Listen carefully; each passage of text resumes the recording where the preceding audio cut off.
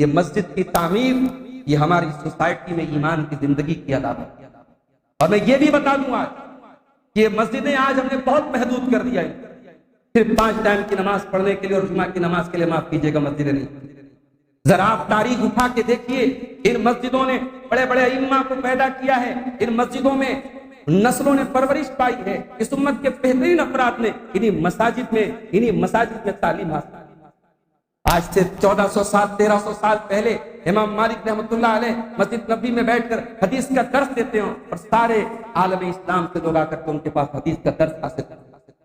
ابو ہریرہ رضی اللہ تعالیٰ عنہ مدینہ کے بازار میں جاتے ہیں اور بازار میں جا کے بزنس مین لوگوں سے کہتے ہیں ذاک میراث النبی صلی اللہ علیہ وسلم یقسم وانتم ہاہنا، ارے جاؤ نبی کی مسجد میں نبی کی میراث بٹ رہی ہے، تم یہاں بیٹھے ہوئے ہو۔ مدینہ کے سارے ویاپاری مسجد کی طرف دوڑے، ابو ہریرہ وہی کھڑے ہیں مارکیٹ میں، ویاپاری مسجد کی طرف دوڑے، مسجد میں جھانک کر کے آئے، کہا ابو ہریرہ کیا بات کرو، وہاں تو کچھ نہیں ہے، کہا کچھ تو دیکھا ہوگا، کہا رأینا قوما یصلون ورأینا قوما یتذاکرون الحلال والحرام ورأینا قوما یتلون القرآن، کہا کہ ہاں مسجد میں دیکھا کچھ لوگ نماز پڑھ رہے ہیں، کچھ لوگ حلال و حرام کی باتیں کر رہے ہیں، کچھ لوگ قرآن کو پڑھ رہے ہیں، کہا کہ یہی تو نبی کی میراث ہے، وہی حکم ذاک میراث النبی، یہی تو نبی کی میراث ہے۔ آج ہماری مسجدیں معاف کیجیے گا بڑی محدود ہیں۔ اعوذ باللہ من الشیطان الرجیم، بسم اللہ الرحمن الرحیم۔ انما یأمر مساجد اللہ من آمن باللہ والیوم الآخر وأقام الصلاة وآتى الزکاة ولم یخش الا اللہ فعسى أولئک ان یکونوا من المہتدین۔ محترم صدر اجلاس، علماء کرام، ذمہ داران جمعیت و جماعت، محترم بزرگوں، نوجوان بھائیوں، جامع مسجد اہل حدیث غلہ کی توسیع کے تعلق سے آج کا یہ پروگرام رکھا گیا اور آج اس توسیع کا سنگ بنیاد بھی امیر محترم کے ہاتھوں رکھ دیا گیا۔ دعا کیجیے اللہ تعالی ہم سب کو اس مسجد کی توسیع کا یہ کام جلد سے جلد مکمل کرنے کی توفیق عطا فرمائے۔ تقریریں کئی آپ نے سن لی، وقت کافی زیادہ ہو چکا ہے اور ابھی مہمانوں کو جیسا کہ اعلان ہوا سہرانے کا بھی انتظام ہے، وہ سہرانا اب اسرانے میں بدل جائے گا، وقت کافی زیادہ ہو گیا ہے۔ میں 1-2 حدیثیں پڑھ کے بات اپنی مکمل کرتا ہوں۔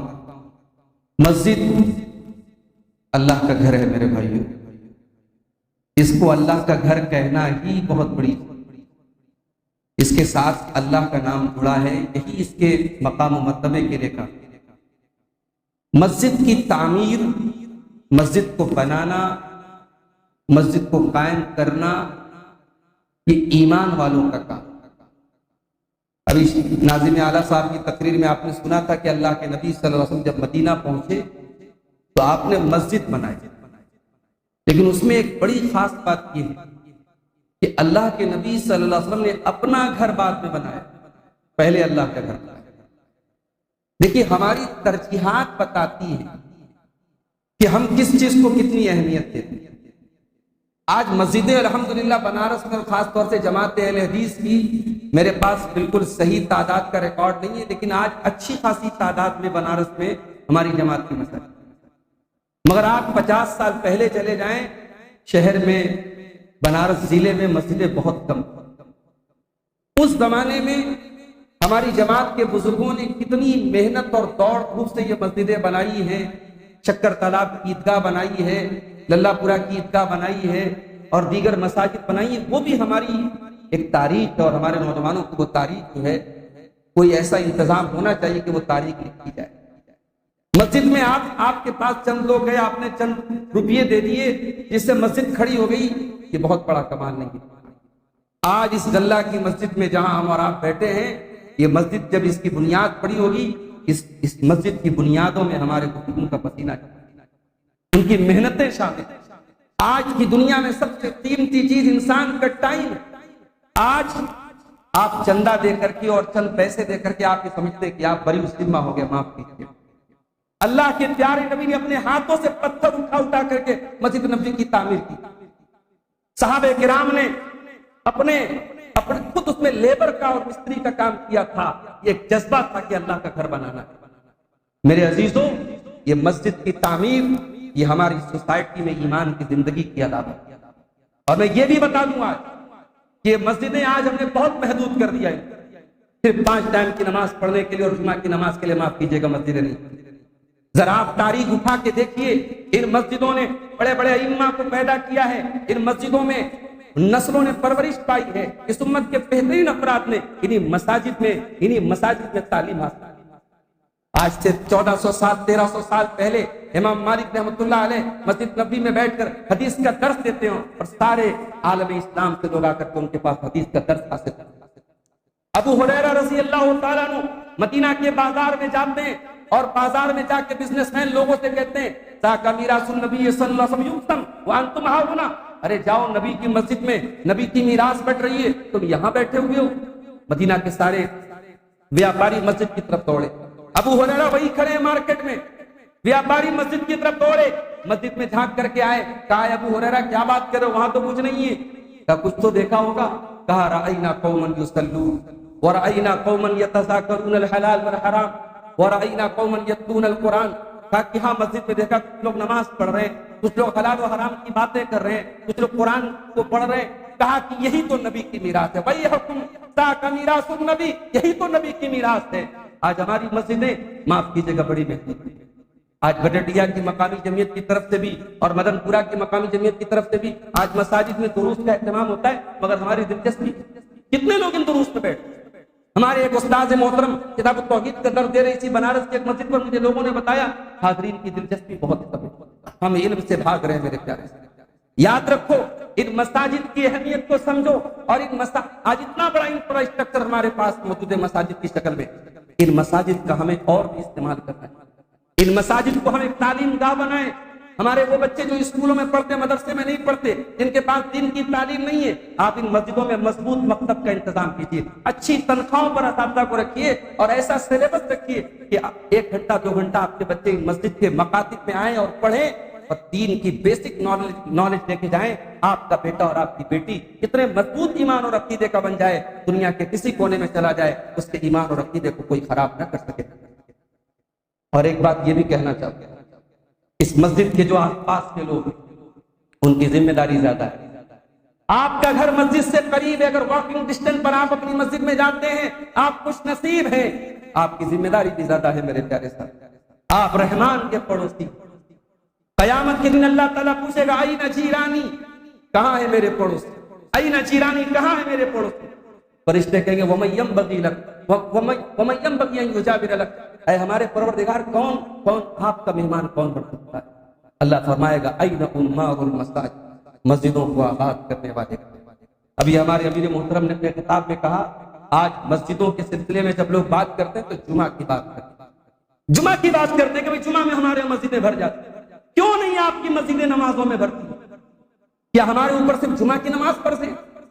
اور پھر ہم یہ بھی دیکھیں کہ خواتین کے لیے آج ہمارے الحمدللہ مسجدوں میں خواتین کا انتظام ہے، لیکن جمعہ میں کتنی عورتیں آتی ہیں یہ بھی ایک سوال ہے. اور یہ بھی ایک سوال ہے کہ کیا صرف جمعہ کے خطبے سے عورتوں کی اصلاح ہو جائے؟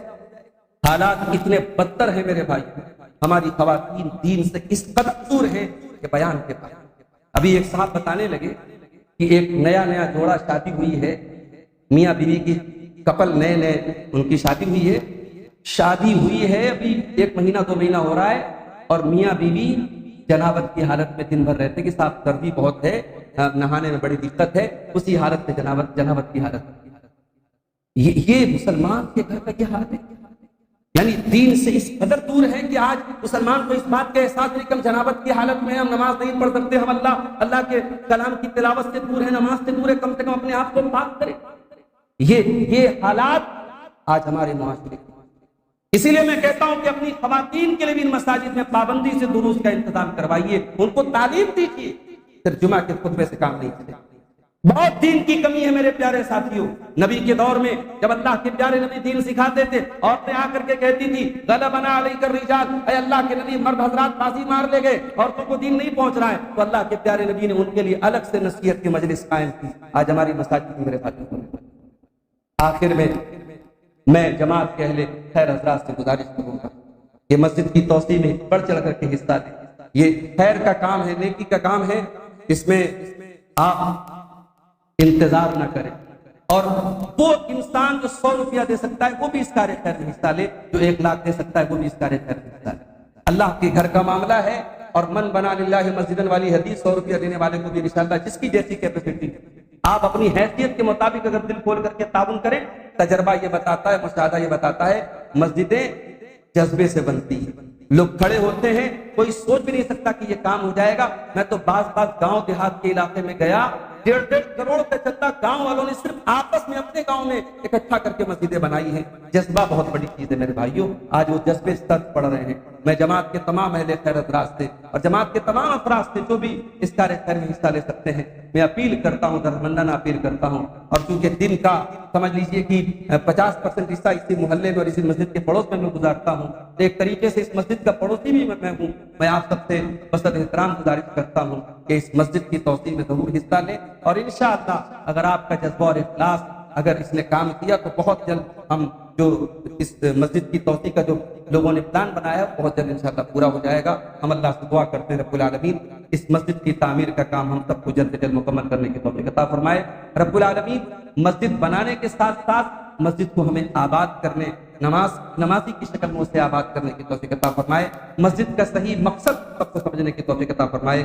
آمین. وآخر دعوانا الحمدللہ رب العالمین. والسلام علیکم ورحمۃ اللہ.